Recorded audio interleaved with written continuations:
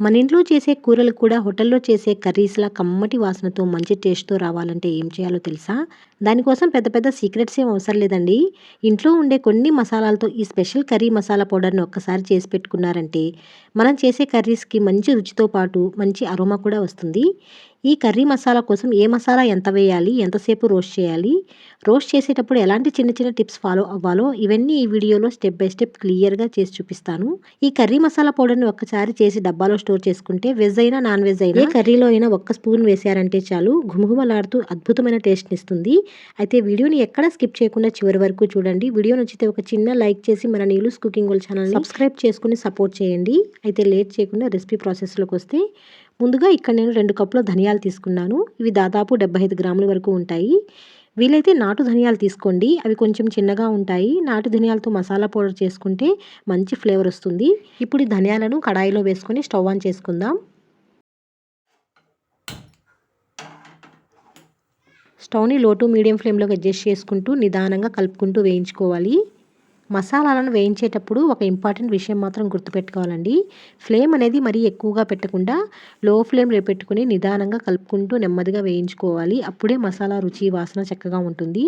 చూడండి ధనియాలు ఇలా చక్కగా వేగిన తర్వాత ఇలా లైట్ గోల్డెన్ కలర్ వచ్చేంత వరకు వేయిస్తే సరిపోతుంది. వీటిని ఒక ప్లేట్‌లో తీసుకొని పూర్తిగా చల్లారనివ్వాలి. ఇప్పుడు వీటిని పక్కన పెట్టేసుకొని అదే కడాయిలో ఒక 10 గ్రాముల వరకు మెంతులు వేసుకోవాలి. అంటే దాదాపు ఒక టేబుల్ స్పూన్ కంటే కొంచెం తక్కువ వేసుకోవాలి. ఇలా మెంతులు వేయడం వల్ల కర్రీ మసాలాకి మంచి ఫ్లేవర్ వస్తుంది. ఇలా కొద్దిగా మెంతులు వేయడం వల్ల చేదేమీ రాదండి. తప్పకుండా వేసుకోండి. అలాగే మనం ధనియాలు తీసుకున్న అదే కప్పుతో అరకప్పు వరకు జీలకర్ర వేసుకోవాలి. అంటే ఒక 40 గ్రాముల వరకు ఉంటుంది. నెక్స్ట్ ఇప్పుడు ఒక టేబుల్ స్పూన్ వరకు సోంపు వేసుకుంటున్నాను. ఇలా సోంపు వేయడం వల్ల కర్రీ మసాలాకి మంచి ఫ్లేవర్ వస్తుందండి. ముఖ్యంగా మనం మసాలా కర్రీస్ చేస్తూ ఉంటాం కదా, ఇది మన అరుగుదలకు కూడా హెల్ప్ అవుతుంది.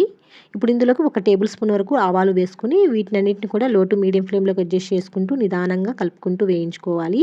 మసాలా వేయించేటప్పుడు ప్రతి ఒక్కటి కూడా సరైన మోతాదులో సరైన టైంలో వేయిస్తేనే చివరి వరకు మసాలా పౌడర్ రుచి చాలా బాగుంటుందండి.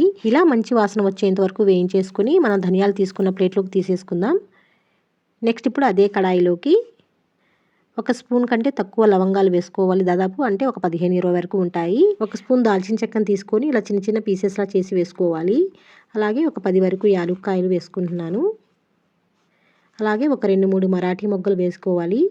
మరీ ఎక్కువ వేయకండి, కొద్దిగా వేసుకుంటే సరిపోతుంది.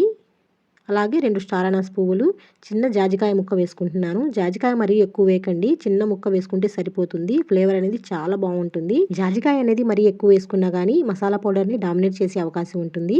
అందుకే కొద్దిగా వేసుకుంటే సరిపోతుంది. నెక్స్ట్ ఇప్పుడు ఇందులో కొద్దిగా రాతి పువ్వు, ఒక స్పూన్ మిరియాలు, కొద్దిగా జాపత్రి, 2, 3 బిర్యానీ ఆకుల్ని ఇలా తుంచి వేసుకోవాలి. అలాగే మిరియాలు ఒక టేబుల్ స్పూన్ వరకు వేసుకుంటే సరిపోతుందండి. వీటిని చక్కగా లో ఫ్లేమ్లో పెట్టుకుని ఒక 2, 3 నిమిషాలు వేయించుకుంటే సరిపోతుంది. ఇలా కలుపుకుంటూ నిదానంగా వేయించుకోవాలి.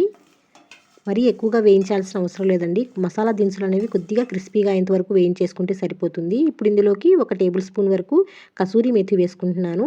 కసూరి మేథి అంటే ఎండిన మెంతాకండి. ఈ కసూరి మేథి వేయడం వల్ల ఈ కర్రీ మసాలాకి మంచి ఫ్లేవర్తో పాటు రుచి కూడా చాలా చాలా బాగుంటుందండి. ఇప్పుడు ఇందులోకి చివరిగా ఒక టేబుల్ స్పూన్ వరకు గసగసాలు కూడా వేసుకోవాలి. ఇలా గసగసాలు వేయడం వల్ల కర్రీస్ అనేవి చాలా మంచి రుచిగా వస్తాయి. మన చిన్నతనంలో అయితే మన అమ్మలైతే ఏ మసాలా కర్రీ చేసినా కూడా గసగసాలు తప్పకుండా వేసేవారు. ఈ గసగసాలను కూడా ఇలా చక్కగా 1 నిమిషం పాటు ఇలా వేయించేసుకుని మన ధనియాలు వేసుకున్న అదే ప్లేట్లో వేసుకుని పూర్తిగా చల్లారనివ్వాలి. నెక్స్ట్ ఇప్పుడు చివరగా ఎండుమిర్చి అనేది వేయించుకుందాం. కడాయిలోకి ఒక 10 వరకు ఎండుమిర్చిని వేసుకొని ఎండుమిర్చి కూడా కొద్దిగా క్రిస్పీగా అయ్యేంత వరకు ఇలా లో ఫ్లేమ్లో పెట్టుకుంటూ కలుపుకుంటూ వేయించుకోవాలి. ఇలా వేయించకపోయినా ఒక అరగంట పాటు ఎండలో పెట్టుకున్నా సరిపోతుందండి. ఎండుమిర్చి అనేది కొద్దిగా క్రిస్పీగా అయితే సరిపోతుంది. చూడండి ఎండుమిర్చి కూడా వేగిపోయింది కదా, దీన్ని కూడా ధనియాలు వేసుకున్న ప్లేట్లోకి తీసేసుకుందాం. నెక్స్ట్ ఇప్పుడు చివరగా మన కర్రీ మసాలా పౌడర్ని మరింత ఫ్లేవర్ఫుల్గా చేయడానికి ఒక టేబుల్ స్పూన్ వరకు పెసరపప్పు వేసుకోవాలండి. అలాగే ఒక టేబుల్ స్పూన్ వరకు బియ్యాన్ని కూడా వేసుకొని వీటిని కూడా లో ఫ్లేమ్ల మీద కలుపుకుంటూ వేయించుకోవాలి. ఇలా పెసరపప్పు వేయడం వల్ల మన కర్రీస్ అనేవి కమ్మగా ఉంటాయండి, చాలా టేస్టీగా ఉంటాయి. తప్పకుండా వేసుకోండి. మీకు పెసర్లు వేయడం ఇష్టం లేకపోతే ఈ ప్లేస్లో పచ్చిశనగపప్పు అయినా వేసుకోవచ్చండి.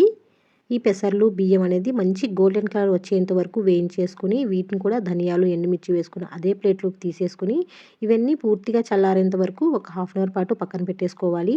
చూడండి, ఎండుమిర్చి అనేది ఈ విధంగా క్రిస్పీగా ఫ్రై అయితే సరిపోతుంది. వీటినన్నింటినీ పూర్తిగా చల్లారిన తర్వాత కొద్ది కొద్దిగా మిక్సీ జార్లో వేసుకొని మెత్తగా గ్రైండ్ చేసుకోవాలి. చూడండి, ఈ విధంగా గ్రైండ్ చేసుకుంటే సరిపోతుంది. ఈ కర్రీ మసాలా పౌడర్ని ఎక్కువ రోజులు స్టోర్ చేసుకోవడానికి, మరింత కలర్ఫుల్గా రావడానికి ఒక స్పూన్ వరకు పసుపు, ఒక స్పూన్ ఉప్పు వేసుకుని ఇవన్నీ బాగా కలిసేలాగా మరోసారి ఇలా మెత్తగా గ్రైండ్ చేసుకోవాలి. చూస్తున్నారు కదా మన మసాలా పౌడర్ ఎంత చక్కగా గ్రైండ్ అయిందో. ఇంకా మీకు కావాలంటే మరింత మెత్తగా చేసుకోవచ్చండి. కాకపోతే కర్రీ మసాలా అనేది ఈ విధంగా ఉంటే సరిపోతుంది. టెక్స్చర్ అనేది ఇలా ఉండాలి. మనం గ్రైండ్ చేసుకున్న ఈ మసాలా పౌడర్ మొత్తం పూర్తిగా చల్లారేంత వరకు పక్కన పెట్టుకోవాలి. మనం మసాలాని ఎంత చల్లారిన తర్వాత గ్రైండ్ చేసినా కూడా మిక్సీ జార్లో తిప్పడం వల్ల కొంచెం వేడవుతుంది. అందుకే పూర్తిగా చల్లారేంత వరకు పక్కన పెట్టేసుకుని తర్వాత స్టోర్ చేసుకోవాలి. ఇలా పూర్తిగా చల్లారిన తర్వాత ఒక గ్లాస్ జార్లోకి వేసుకొని స్టోర్ చేసుకుంటే ఒక 3 to 4 months వరకు చక్కగా ఉంటుందండి. చాలా ఫ్రెష్గా ఉంటుంది.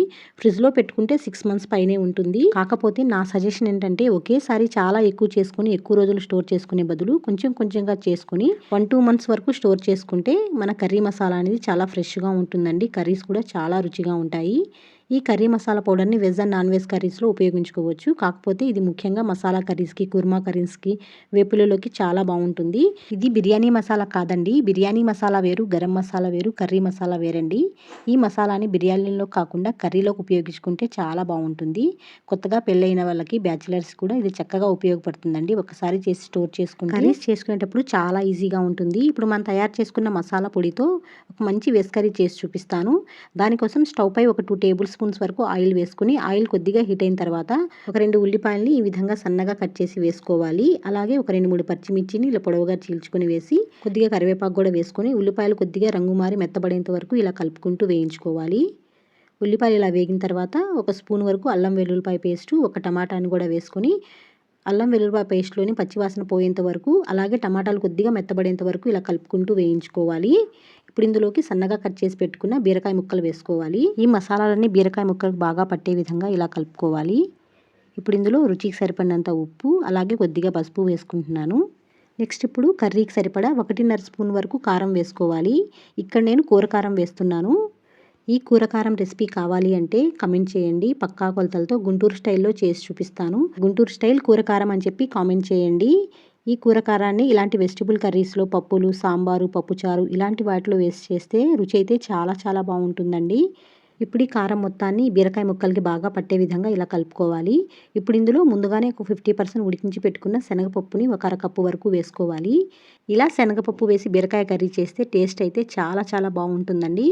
ఈ పప్పు, బీరకాయ బాగా కలిసే విధంగా చక్కగా ఇలా కలిపేసుకొని మూత పెట్టేసుకొని మీడియం ఫ్లేమ్లో ఒక 10 నిమిషాలు కుక్ చేసుకుంటే మన కర్రీ అనేది చక్కగా రెడీ అయిపోతుందండి.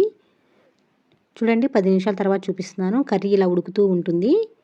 ఈ కర్రీ మొత్తాన్ని బాగా కలిసేలా ఇలా ఒకసారి బాగా కలిపేసుకొని కర్రీని దించే ముందు ఒక 2 నిమిషాల ముందు మనం తయారు చేసి పెట్టుకున్న కర్రీ మసాలా పౌడర్ని ఒక స్పూన్ వరకు వేసుకోవాలి. మసాలా చివరిలో వేయడం వల్ల కర్రీ అనేది మంచి అరోమా వస్తుందండి. ఇప్పుడు ఒకసారి బాగా కలిసేలా కలిపి చివరిగా కొద్దిగా కొత్తిమీర వేసుకుంటే మన శనగపప్పు బీరకాయ కర్రీ అనేది రెడీ అయిపోతుందండి. చూడండి, మంచి వాసనతో కమ్మటి రుచితో మన కర్రీ అనేది చాలా బాగుంది. ఈ కర్రీ రోటీ, చపాతీ, అన్నం ఇలా దేనిలోకైనా చాలా చాలా బాగుంటుంది.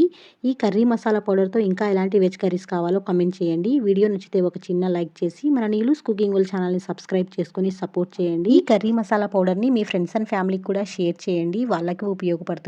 Thanks for watching.